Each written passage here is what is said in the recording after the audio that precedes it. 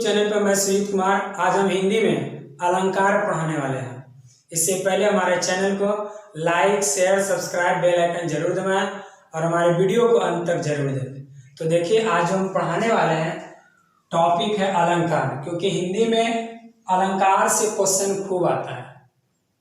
तो देखिए, एकदम इजी तरीके से हम आपको समझाएंगे और बशर्ते हमारे वीडियो को अंत तक जरूर देखें। तो देखिए, अलंकार अब आता है कि अलंकार किसे कहते हैं। तो याद रखिएगा, काव्यों की सुंदरता बढ़ाने वाले यंत्रों को ही अलंकार कहते हैं। तो याद रखिएगा, काव्यों की सुंदरता बढ़ाने वाले यंत्रों को ही क्या कहते हैं? अलंकार कहते हैं।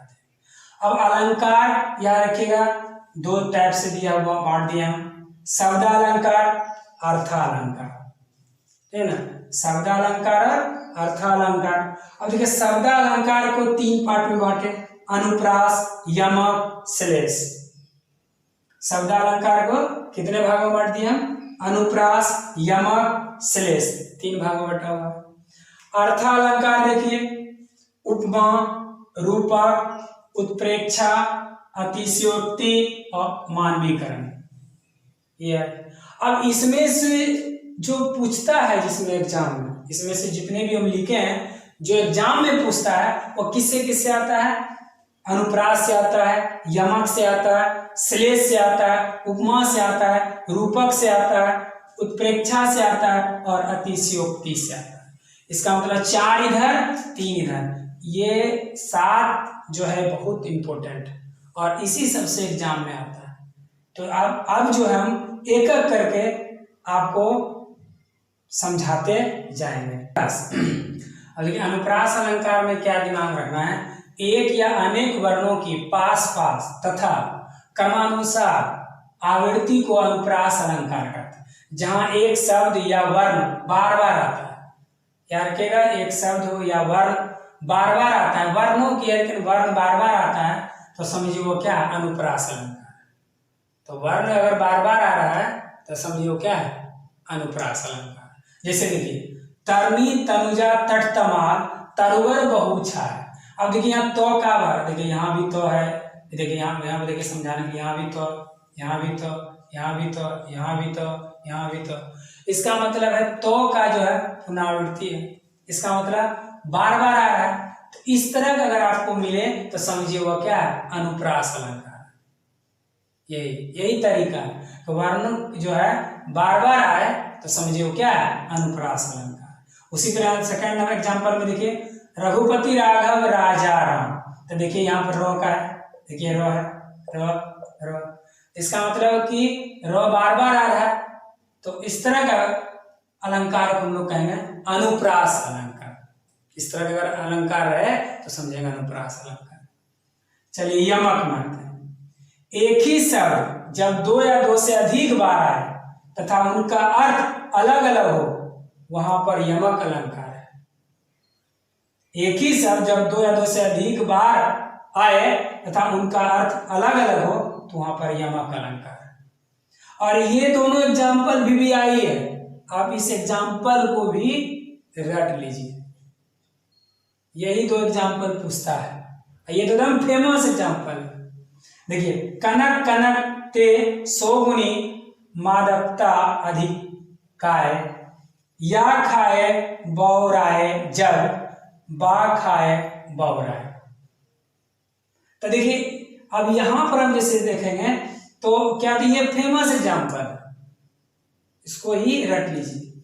दूसरा एग्जाम्पल है, काली घटा का घमंड घटा। तो देखिए, घटा घटा, यहां देखिए कनक कनक। अब यहां पर एक तरीका और हम आपको बता रहे हैं यमक पकड़ने का। यमक का मतलब होता है जोड़ा, यमक का मतलब होता है जोड़ा, और 2 शब्द से 2 अर्थ निकले। देखिए, 2 शब्द से 2 अर्थ निकले, एक अर्थ नहीं निकला, अलग अलग है। तो 2 शब्द से 2 अर्थ निकले, 2 शब्द से 2 अर्थ निकले, तो उसको हम लोग कहेंगे यमक अलंकार। और दूसरी क्या याद रखेगा, जहां पर पेड़ रहेगा या इस तरह का रहेगा, कनक कनक या थोड़ा हाइफन रहेगा, अगर इस तरह का अगर मिल जाए तो ये भी यमक अलंकार होगा। जैसे कनक कनक, इसी तरह और भी सेंटेंस आपको मिले और हाइफन रे, डैश रे, तो समझिए वो क्या है, यमक अलंकार है। और ये भी याद रखिएगा, दो शब्द से दो अर्थ निकले, यमक मतलब जोड़ा, याद रखें। और दूसरा तरीका हम बता दिया है कि हम इस तरह का रहेगा, एकदम पास पास रहे तो समझिएगा, इस तरह का भी पास पास वाला भी रहे तो समझिए यमक अलंकार। आगे देखिए, श्लेष अलंकार में एक शब्द के दो अर्थ निकलते हैं। श्लेष अलंकार में क्या रखना है कि एक शब्द के दो अर्थ निकलते हैं, एक शब्द के दो अर्थ निकलेगा समझिएगा श्लेष। एग्जाम्पल के लिए, रहीमन पानी राखिए बिन पानी सब सुन, पानी गए न उबरे मोती मानुष चुन।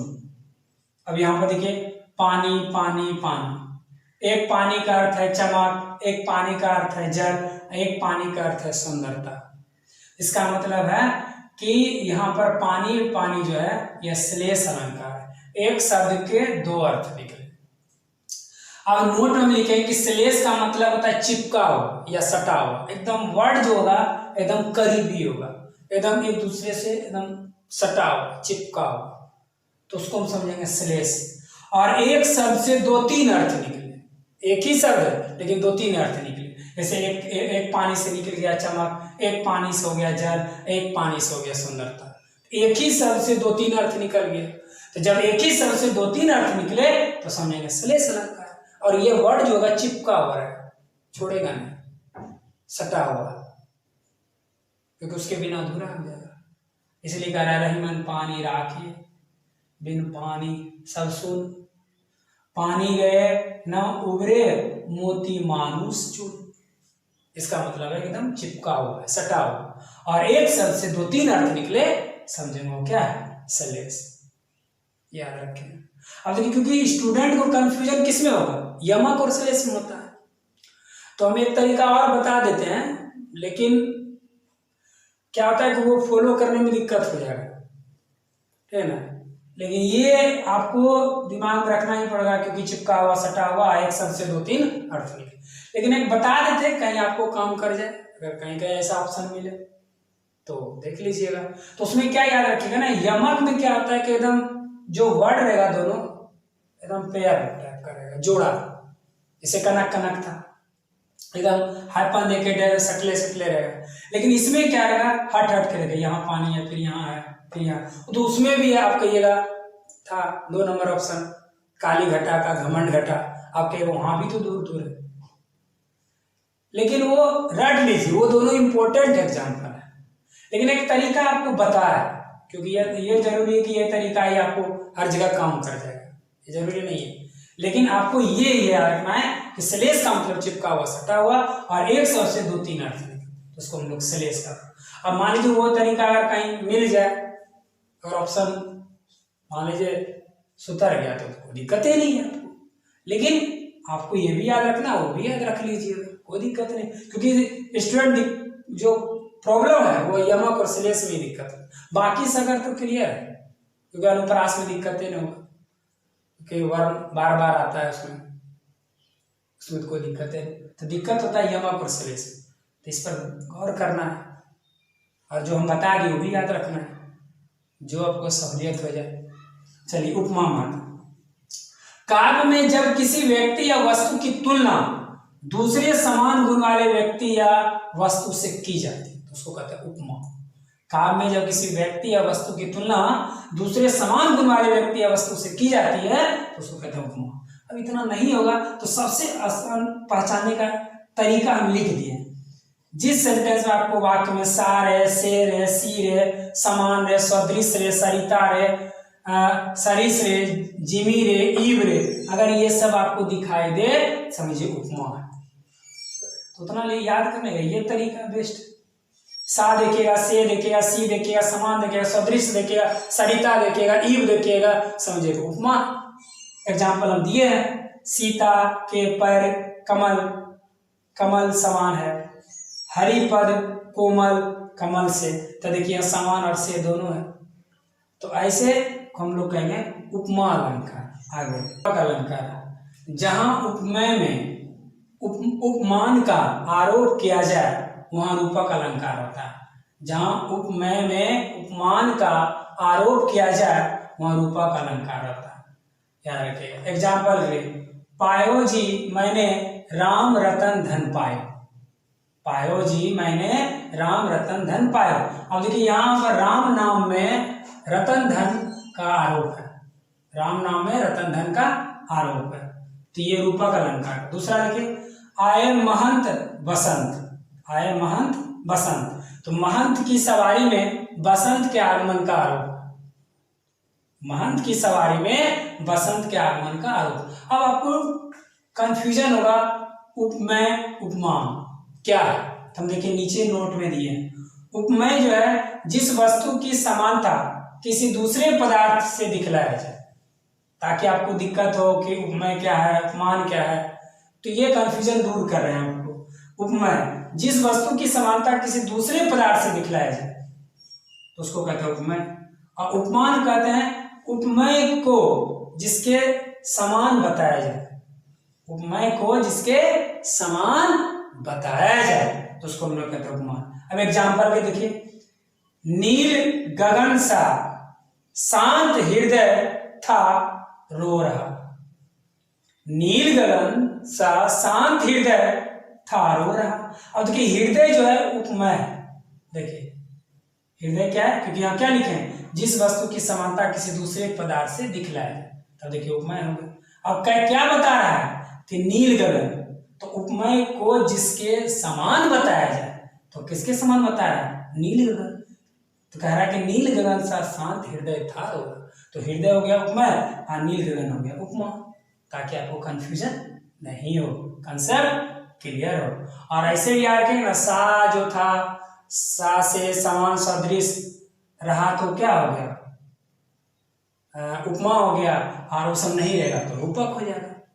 आगे उत्प्रेक्षा, जहां उपमेय में उपमान की संभावना हो, जहां उपमेय और उपमान में जहां उपमेय और उपमान में समानता के कारण रूप में उपमान की संभावना क्या कल्पना की जाए, उसको कहते हैं उत्प्रेक्षा। सिंपल याद है, जहां उपमेय में उपमा की संभावना, उसको हम लोग कहते हैं उत्प्रेक्षा अलंकार।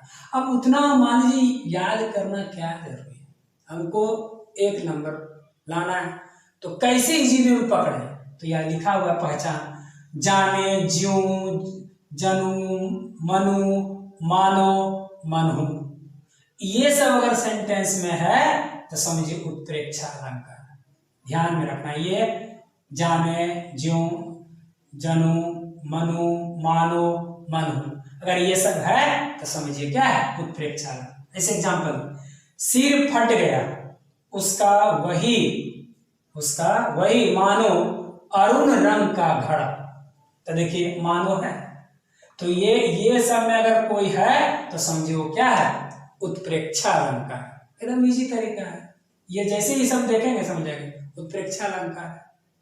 अब आइए अतिशय युक्ति, अतिशय युक्ति अलंकार में क्या आता है, अतिशय युक्ति अलंकार में क्या है, देखिए जब किसी बात को बढ़ा चढ़ाकर बताया जाए, जब किसी बात को बढ़ा चढ़ाकर बताया जाए तब अतिशय युक्ति अलंकार कहलाते हैं। जब किसी बात को बढ़ा चढ़ाकर बताया जाए तब अतिशय युक्ति अलंकार होता है। एग्जाम्पल देखिए, आगे नदियां पड़ी अपार, आगे नदियां पड़ी अपार, घोड़ा कैसे उतरे पार, घोड़ा कैसे उतरे पार, राणा ने सोचा इस पार, तब तक चेतक था उस पार। देखिए बढ़ा चढ़ा के बोला, तो जैसे बढ़ा चढ़ा के बोलेगा समझेंगे अतिशय युक्ति अलंकार है। हनुमान की पूंछ में लग न पाई आग, हनुमान की पूंछ में लग न पाई आग, लंका सारी जल गई, गए निशाचर भाग, ये भी बढ़ा चढ़ा के। तो जहां बढ़ा चढ़ा के बात करे समझिए अतिशय युक्ति अलंकार। और एक है मानवीकरण अलंकार, तो मानवीकरण अलंकार में रखिएगा, देखिए फूल हंसे, या रखिएगा फूल हंसे कलियां मुस्काए। देखिए इसका मानवीकरण में क्या है कि फूल हंसे कलियां मुस्काए। इसका कहने का तात्पर्य क्या समझे, फूल हंसे कलियां मुस्काई, क्योंकि हंसने और मुस्कुराने का काम मनुष्य ही कर सकता है, हंसने और मुस्कुराने का काम मनुष्य ही कर सकता है। तो क्योंकि मानवीकरण है, क्योंकि बता रहा है, भले प्रकट कर रहा है कि फूल हंसे कलियां मुस्काए, लेकिन हंसने और मुस्कुराने का काम तो मनुष्य ही कर सकता है। इसीलिए इस तरह के सेंटेंस अगर आपको मिल जाए तो समझिए वो क्या है, मानवीकरण अलंकार है। तो आज का जो टॉपिक था मेरा अलंकार कंप्लीट हो गया। आप हमारे चैनल से जुड़े रहे और हमारे चैनल को like share subscribe bell icon जरूर दबाएं। अधिक से अधिक शेयर कीजिए, अधिक से अधिक लाइक कीजिए, कमेंट कीजिए। नेक्स्ट वीडियो फिर हम लेकर आएंगे। थैंक्स।